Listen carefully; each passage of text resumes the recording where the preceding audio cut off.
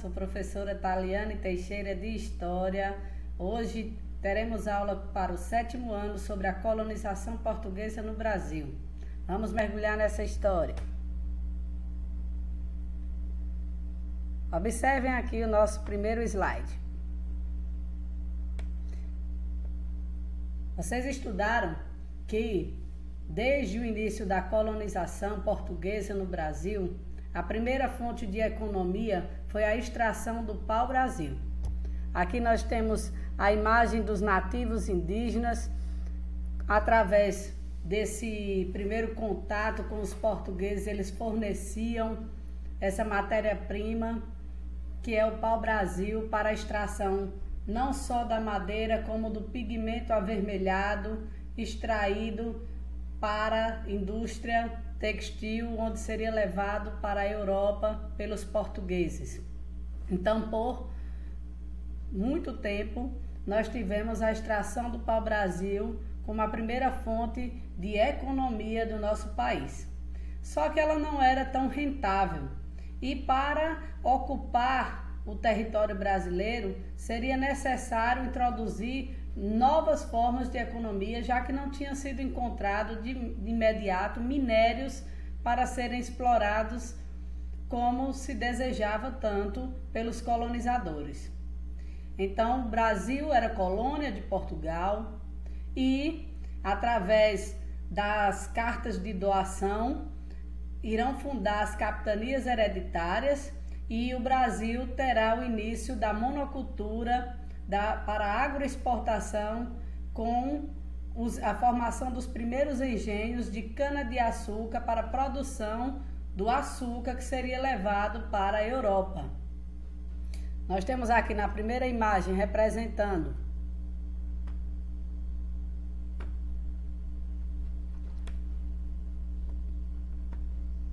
os nativos na extração do pau-brasil, e na segunda imagem o uso da mão de obra escrava africana na monocultura da cana-de-açúcar. Vamos para o nosso segundo slide. É importante lembrar que no início da colonização, a Igreja Católica ela veio junto com os colonizadores, e a intenção era cristianizar, era catequizar os nativos, os indígenas, além de adquirir novas terras. Aquela mesma ideia das cruzadas, né? Terra Santa, de difundir o cristianismo, de encontrar novos adeptos. E nós temos aqui a imagem que muito tempo depois protagonizou a primeira cerimônia oficial no nosso país, a primeira missa, sendo que essa imagem ela foi produzida muito tempo depois, como vocês podem observar aqui na legenda.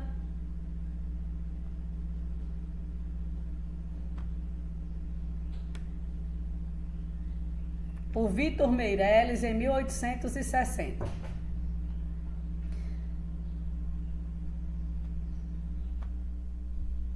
Então, os nativos de início, eles aceitaram aquela troca, aquele escambo de pequenos objetos que lhe causaram interesse, mas com o tempo foi necessário uma mão de obra escrava. E os nativos, eles não irão aceitar essa exploração do homem pelo homem, esse trabalho compulsório, esse trabalho escravo. Então, serão travadas as chamadas guerras justas. O que são as guerras justas? Que poderíamos dizer que elas eram injustas, né? Por quê? Quem não aceitava ser catequizado, ser cristianizado, ou seja, aderir à religião católica. Nós sabemos que os indígenas tinham sua própria cultura, sua religiosidade através das forças da natureza, que eles cultuavam os seus próprios deuses da natureza. E quem não aceitasse era de imediato transformado em escravos. Então, vamos ler aqui, ó. As guerras justas designavam a luta contra grupos que não aceitavam a conquista portuguesa e resistiam à catequização.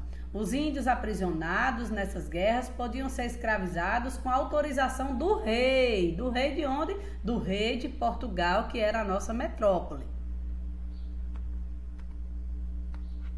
Então, com a introdução da cultura da cana-de-açúcar, ou seja, mono significa cultura, né? A produção, o alimento, o que estava sendo produzido, né? Então, a monocultura voltada para a exportação vai necessitar da mão de obra de escravos. E Portugal já tinha essa prática de tráfico de escravos, do tráfico negreiro. Tanto eles já escravizavam africanos para a Europa, como eles irão fazer isso em maior escala, que se tornará uma forma de comércio rentável, trazendo, né, os escravos africanos para o Novo Mundo, para a América, em especial para o nosso Brasil. Então, nós temos essa imagem aqui do navio negreiro, como vocês podem observar, nesses compartimentos, o espaço designado para transportar os escravos era esse pequeno espaço aqui, ou seja, tinha mais espaço para os mantimentos do que para o ser humano, o que mostra a condição desumana da viagem.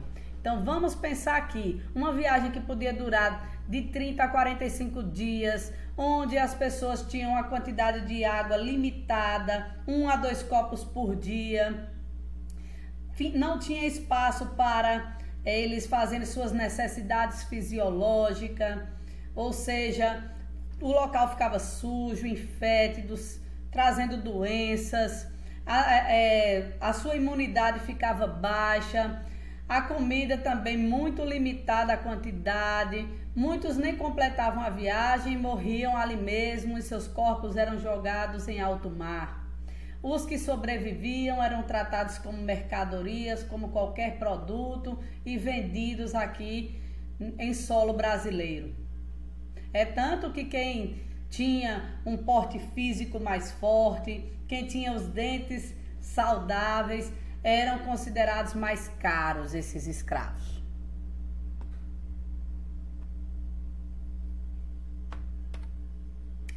Algumas rotas que vocês podem observar nesse mapa mostram que a maior parte dos africanos vieram para o Brasil como escravos e não para o restante da América. Cerca de 90% dos escravos, ou seja, dos cativos que foram vendidos e traficados na época da colonização, ficaram no nosso território brasileiro. Observem que duas etnias se destacam.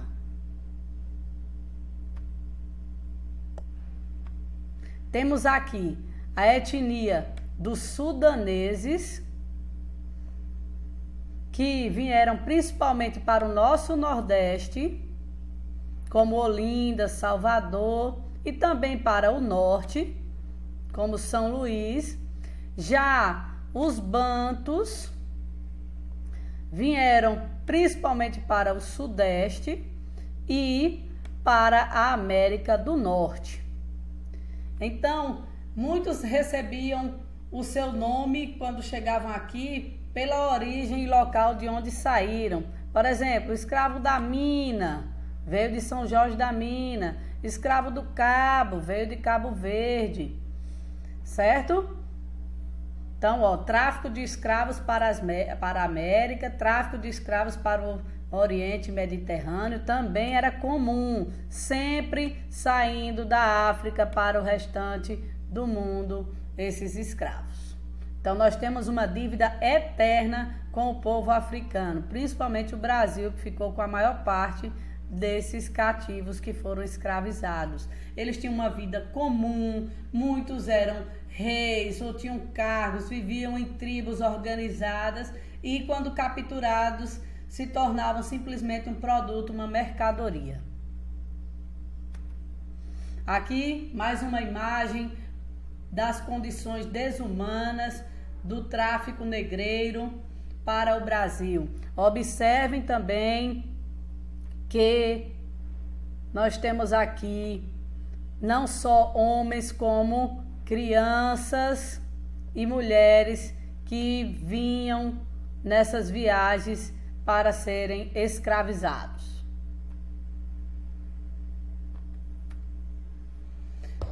Como se organizava o engenho de cana-de-açúcar?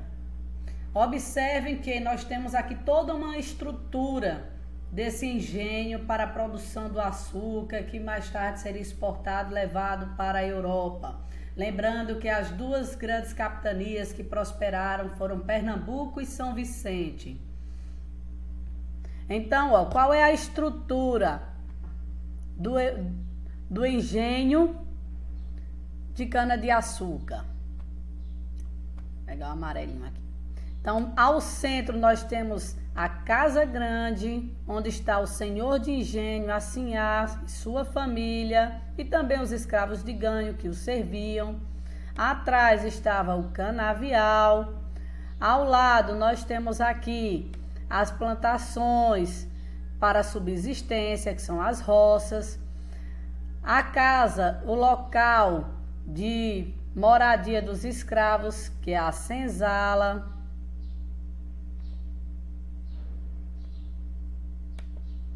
E o local da produção do açúcar, que é a moenda. Os profissionais que lá trabalhavam, entre eles nós temos o mestre de açúcar, o purgador, o oficial de açúcar, o caldeiro. Vamos falar na próxima tabelinha mais sobre essas profissões. O que fazia cada um, quais eram os seus ofícios. O feitor-mor, que poderia ser um escravo de confiança do senhor de engenho, ou um capataz, um homem livre, que fazia todas aquelas torturas com os escravos desobedientes, como levar para o tronco, castigar, colocar alguns artigos bem desumanos, né, para esse castigo. Então, fora isso, eles tinham a função de administrar o engenho, o feitor-mor, o mestre de açúcar, de controlar toda a produção, a fabricação. O purgador trabalhava na purificação do açúcar até ele ficar cristalizado, porque o açúcar ele tem várias fases, né? Primeiro se extrai o caldo da cana, depois transforma-se no melaço, na rapadura e até mesmo no açúcar cristalizado. O oficial do açúcar auxiliava o mestre de açúcar. O caldeiro, ele ficava lá no tacho, né, mexendo a calda até encontrar o ponto correto. O feitor do campo vigiava e castigava os escravos e também se aliava ao feitor-mor. E devido a todas essas condições desumanas e todo o tráfico negreiro, hoje nós temos, como eu já falei, uma dívida eterna com o povo africano, com a África, que nós descendemos diretamente. O povo brasileiro é formado por 3 raças: o branco europeu, o indígena nativo e o negro africano. Então, nós temos um povo miscigenado das 3 raças e nossa população hoje ainda não se considera, segundo o último censo em 2010, não se considera negro, não se considera afrodescendente em sua maioria, como nós podemos perceber por esse gráfico. A população de cor e raça no Brasil, 47,73% se considera branca, apenas 7,61% se considera preta, 43,13% se considera parda, que seria o mestiço, né? 1,9% amarela, 0,43% indígena. Ou seja, o próprio povo brasileiro não se considera negro, não se considera, né, totalmente afrodescendente. E a população indígena também foi dizimada durante essa colonização. Muitos, né, tiveram as doenças do homem branco trazidas pelos colonizadores, como varíola, sarampo, entre outras. E além desse contato, né, perderam um pouco a sua identidade cultural, como nós vimos, devido à religião e às guerras justas, que eram bem injustas. Mas aqui nós temos um gráfico da população indígena por estado no Brasil de hoje em dia, dos dias de hoje, atuais. Então, a maior parte dos indígenas concentram-se na região norte, em especial no estado do Amazonas. Nós temos também no centro-oeste, no Mato Grosso do Sul, uma grande parcela da população indígena. E aqui em Pernambuco, nós temos também uma grande quantidade, podemos citar aqui na região do Vale do São Francisco, os povos trucás, que se concentram principalmente em Cabrobó, mas em toda aquela região vizinha à nossa cidade de Petrolina, como Santa Maria, Orocó, Lagoa Grande e principalmente, como eu já falei, Cabrobó. A gente ainda vai, nas próximas aulas, continuar debatendo sobre esse tema da questão indígena e negra no Brasil. Então, muito obrigada. Até a próxima aula. Fiquem com Deus.